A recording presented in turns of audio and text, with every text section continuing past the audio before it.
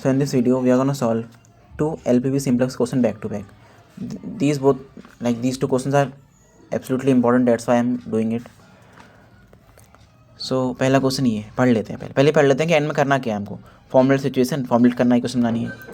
Do not solve नहीं करना, बनानी इक्वेशन बनानी है बस. तो बनाते हैं इक्वेशन. पहले पढ़ते हैं इसको. मतलब फ्री के मार्क्स हैं, कुछ नहीं करना है, 6 मार्क्स फ्री के मिले इक्वेशन बनाने के, फ्री के मार्क्स हैं. तो ना जब भी आ जाए कि बनानी इक्वेशन बस, तो समझ जाना एंड सॉल्व नहीं करना, समझ जाना कि लैंग्वेज थोड़ी टफ होगी, है ना.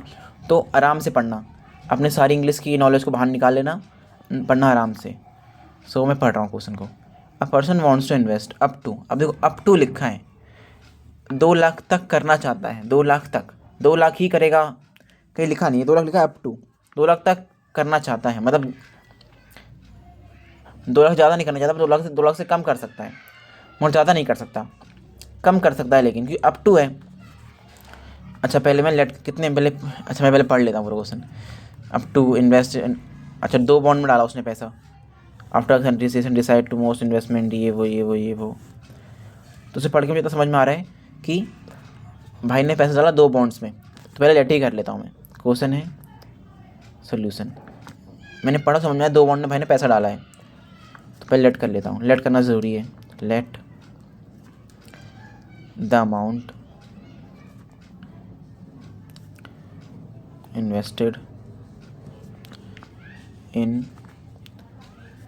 bond A B X1 and in bond B B X2. ठीक है. तो पहली तो हमारी इक्वेशन यही बनेगी. पहले पढ़ते पहले इक्वेशन ये बन गई हमारी कि x1 plus x2 up to है ना, कम हो सकता है, ज़्यादा नहीं हो सकता, इसलिए less than equal to 2 lakh हो जाएगा. ये हमारी बन गई पहली equation. In fixed income securities, ठीक है. His broker recommends investing in 2 bonds, ठीक है. बॉन्ड ए यील्डिंग 10%, 10% आगे काम आता है कि नहीं आता. यील्डिंग 15%, ठीक है. After some consideration he decide to invest at most, ज़्यादा से ज़्यादा 1 lakh in bond B and at least 40,000 in bond A. इतना करने को माना ये, है ना. At most and at least, मतलब 40,000 तो वो करेगा ही करेगा, ज़्यादा कर सकता है. एट मोस्ट 1 लाख, तो मतलब वो एक लाख ही करेगा, इससे ज़्यादा नहीं करेगा, है ना. पहले तो एट मोस्ट मतलब इससे ज़्यादा हो नहीं सकता. हद से हद 1 लाख करेगा, हद से हद किस में, बी में, हद से हद. तो x2 less than equal to, वो ज़्यादा नहीं कर सकता ना. एंड x1 40,000 तो कम से कम करेगा, मतलब ग्रेटर देन इक्वल टू हो गया 40,000. आगे बढ़ते हैं. He also wants the amount invested in bond B to be at least twice the amount invested in bond A. मतलब ये चाहता है कि एटलीस्ट 2 गुना तो हो, जितना पैसा बॉन्ड में डाला है, मतलब x1 एटलीस्ट 2 गुना तो हो ही x2 का. तो x1 एटलीस्ट मतलब लेस देन इक्वल टू 2 गुना तो हो ही बॉन्ड बी का, जितना इन्वेस्टमेंट हो गया. लेस देन है, एटलीस्ट है ना, एटलीस्ट है तो ग्रेटर देन हो गया. एटलीस्ट है ना, एटलीस्ट मतलब कम से कम हो तो हो गया greater than equal to. At least है ना तो हो गया greater than equal to, because at least है, कम से कम तो हो ही, ज़्यादा हो सकता है, तो टेस्ट फैक्स बड़ा भी है. What should the broker recommend if the investor wants to maximise his return. So maximise करना return on his investment. So there is 2 thing. First thing return, एक होता है रिटर्न होता है, एक होता है हमारा टोटल इन्वेस्टमेंट. ठीक है, दोनों में बहुत फ़र्क होता है, दोनों इक्वल नहीं, दोनों बहुत फ़र्क होता है. कैसे? टोटल इन्वेस्टमेंट होती है हमारी प्रिंसिपल, ठीक है, प्लस रिटर्न होता है. एंड यहाँ पे सिर्फ बात करें रिटर्न को मैक्सिमाइज़ करने की, तो रिटर्न टोटल क्या होगा हमारा, कितना अमाउंट इन्वेस्ट किया हमने x1 में इंटू रेट, प्लस कितना इन्वेस्ट किया x2 में इंटू रेट, है ना. 15% था ना, हाँ 15 था. तो इसको मैक्सिमाइज़ करना, तो ये हो गया हमारा ऑब्जेक्टिव फंक्शन. तो z हो गया हमारा x1 into 0.1 plus 0 x2 into बच्चों में गलती क्या करते हैं पता है, वो ना x1 plus x like x1 plus x1 into 0.1 लिख देते हैं, बट ये रिटर्न है, टोटल इन्वेस्टमेंट नहीं, रिटर्न है खाली। डेट्स यहाँ पे सिर्फ यही आएगा। तो हमारा ऑब्जेक्टिव फंक्शन हो गया z, इसको करना है मैक्सिमाइज, लिख देना मैक्सिमाइज करना है। So let's see the answer.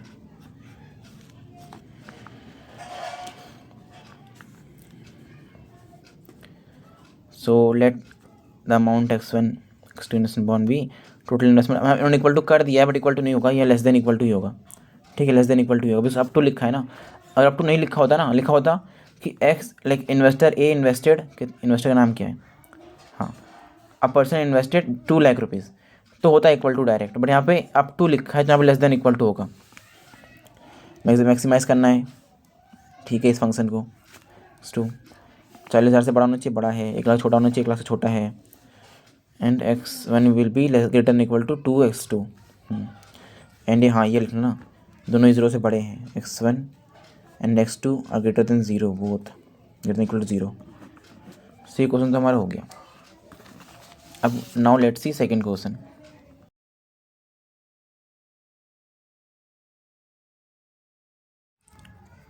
So now our second question which is this one.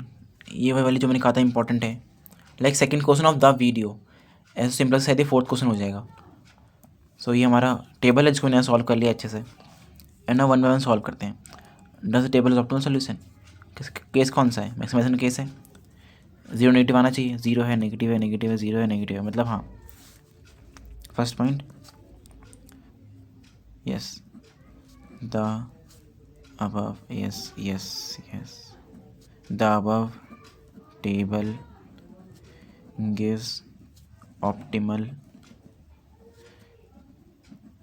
solution as all the elements in the optimal simplex table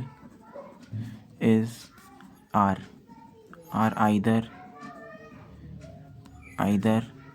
0 or negative। ये लिख देना। Then second point, feasible, yes, an optimal solution is always feasible. Writing में ध्यान मत दो, जल्दी जल्दी करवाना है कि ऑप्टिमल तो ऑलवेज फिजिबल होता है। डीजेनरेट,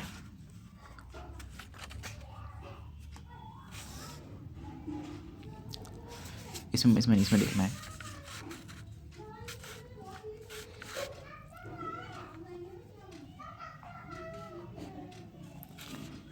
कोई भी सॉल्यूशन देखो 0 नहीं है इसमें, मतलब no,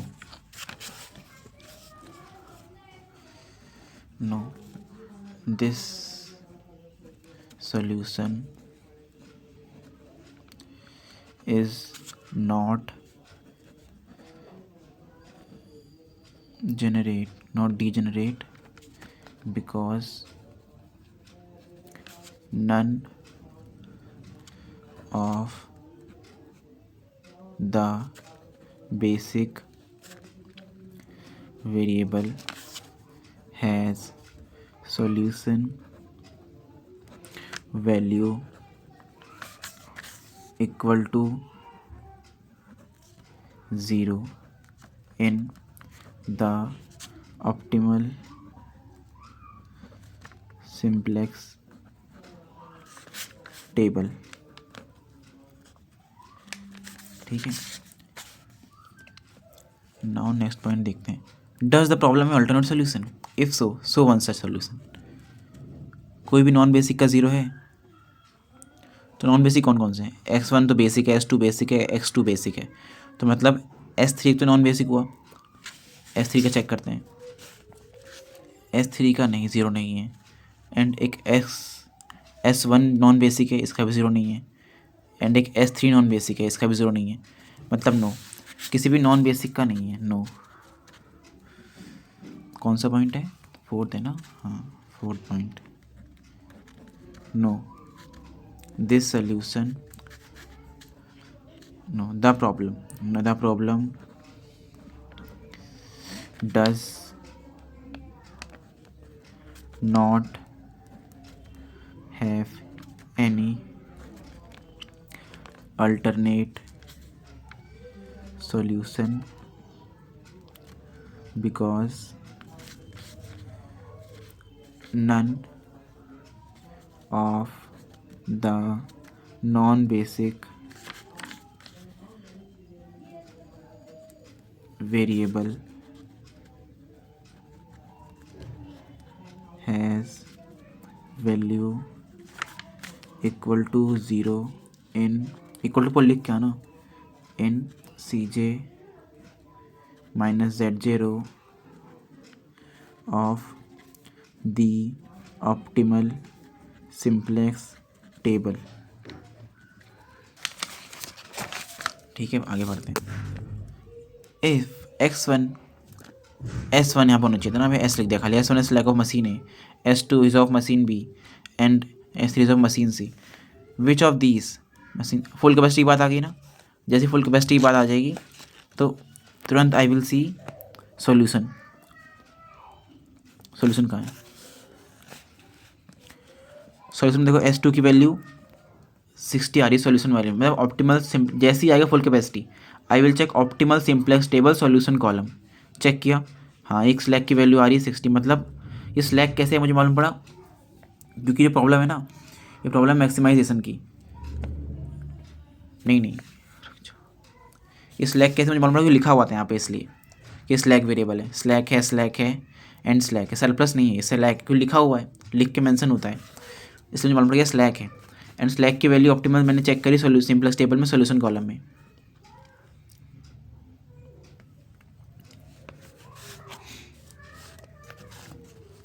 and now fifth point, if S1 is slack of machine, तो स्लैक है, ठीक है, स्लैक गिवन है। S2 is slack of machine B and S3 is slack of machine C, slack है, ठीक है, सरप्लस नहीं है। Which of these machine being use, अच्छा फुल कैपेसिटी बात आ गई ना, तो आई विल तुरंत सी ऑप्टिमल सिंप्लेक्स टेबल का solution column.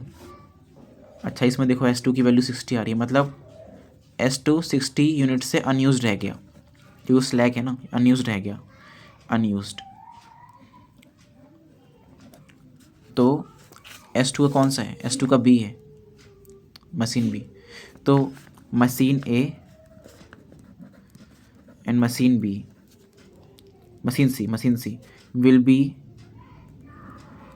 Used at full है capacity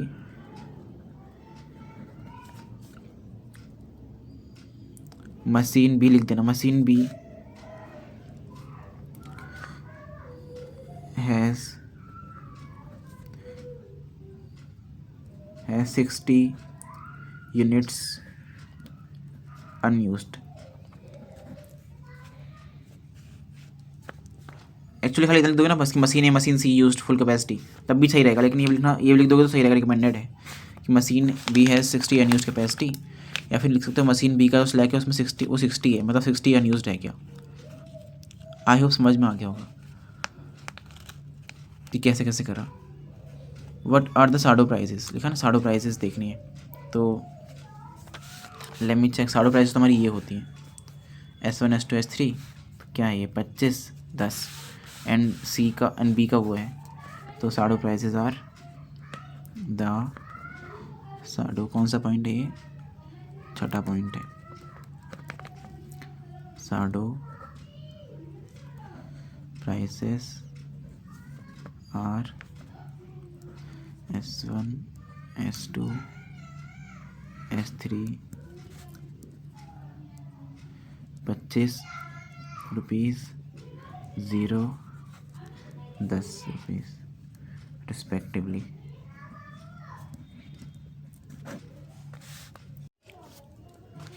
So now the 7th point. If a customer prepared to pay higher price for a product X3, how much should the price be increased so that company's profit remains uncharged? मतलब profit same रहना चाहिए, है ना। तो मैंने क्या कहा था, जब भी ऐसा क्वेश्चन आएगा ना सीधे जाएंगे हम देखेंगे कौन सा है, x3 है। x3 में गए, ऑप्टिमल सिंपलेक्स टेबल में हमने देखा CJ माइनस Z0 में क्या लिखा है, तो लिखा था -5.5। मतलब अगर मैं एक और एक्स्ट्रा यूनिट बनाऊँगा तो मेरा 5.5 रुपीज़ का लॉस हो जाएगा। तो लॉस मुझे नहीं चाहिए, मुझे तो प्रॉफिट को रखना है अनचेंज्ड। एंड ना लाइक अनचेंज नहीं मोस्टली आएगा, अगर लिखा है कि प्रॉफिट सिर्फ 1 से रिड्यूस हो, प्रॉफिट सिर्फ 2 से रिड्यूस हो, तो उस हिसाब से एडजस्ट कर लेना। बट नॉर्मली अनचेंज लिख के आता है, तो इतना लॉस मेरा होने वाला है तो मैं इतने से प्राइस बढ़ा दूंगा, simple. So the price 7 point में the price should be the price of x3 should be increased by rupees 5.5 to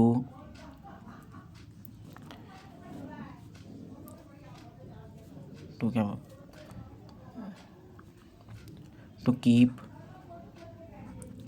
companies, अच्छा लैंग्वेज अपनी भी लिख सकता है, कोई दिक्कत नहीं है। To keep companies profit uncharged, और अनचेंज्ड भी लिख के आ सकता है, ये भी हो गया। And then 8th point, how many units are being produce according to this solution. अरे बस सिंपल सोल्यूशन पूछा है।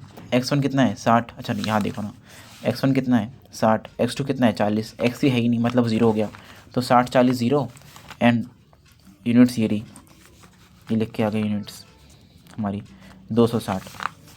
तो टोटल यूनिट्स नहीं, यूनिट्स नहीं, प्रॉफिट 260 आ गया हमारा। तो प्रॉफिट कितना है,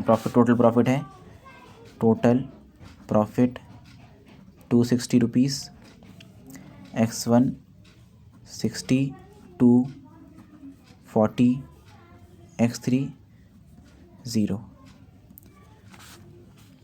ये भी हो गया। And if a company produces 4 units, ये तो और सिंपल है।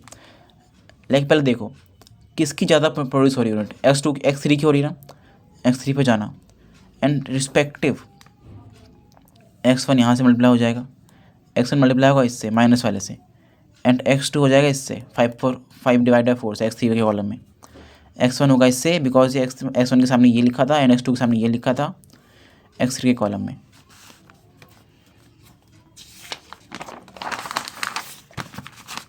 सिंपल मल्टीप्लाई कर देना, 60 नहीं, कितना यूनिट है 4 मल्टीप्लाई बाय माइनस, तो आ गया -1 यूनिट। एंड दूसरा कितना है 4 × 5/4, ये आ गया मेरा 5 यूनिट। तो x1 की 2 यूनिट कम हो जाएगी एंड x2 की x1 की यूनिट कम हो गई एंड x2 की 5 यूनिट बढ़ गई, तो x1 reduced by 1 unit, x2 increased by 5 units. इसका लॉजिक थोड़ा बड़ा है इसलिए बता नहीं रहा हूँ मैं, इसमें सिंपल ऐसे याद कर लेना। सो नाउ अपना आंसर भी देख लेते हैं। यह सोल्यूशन ऑप्टिमल है, फिजिबल है। ऑप्टिमल सोल्यूशन फिजिबल होता है ऑलवेज, इतना याद रखना बस।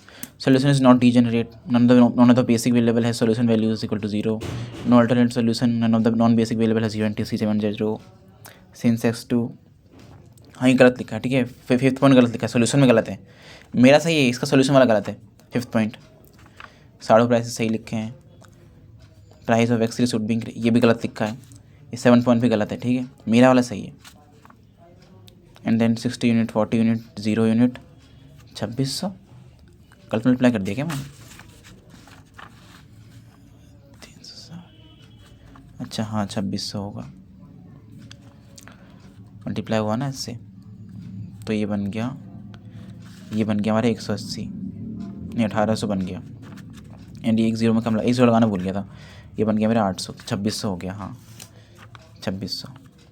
ये शक मत करना भाई, ये सही में गलती है इसका आंसर, कि भाई का ये गलत सब गलत हुआ, नहीं पक्का इसका ये गलती है, मतलब ये वाला कहाँ गया, ये 5th पॉइंट इसका गलत ही है पक्का, सोल्यूशन वाला गलत है, मेरा सही है। एंड ये 7th पॉइंट भी इसका गलत है सोल्यूशन में, मेरा वाला सही है। It will reduce productivity by 1 unit, ठीक है, रिड्यूस हो गया 1 यूनिट से। Increase the productivity of x2 by 5 units. So ये ठीक है। सो आई होप ये समझ में आ गया कि ये भी मोस्ट इंपॉर्टेंट क्वेश्चन में से एक है। सो आप ये दोनों क्वेश्चन सही से कर लेना। Thank you for watching.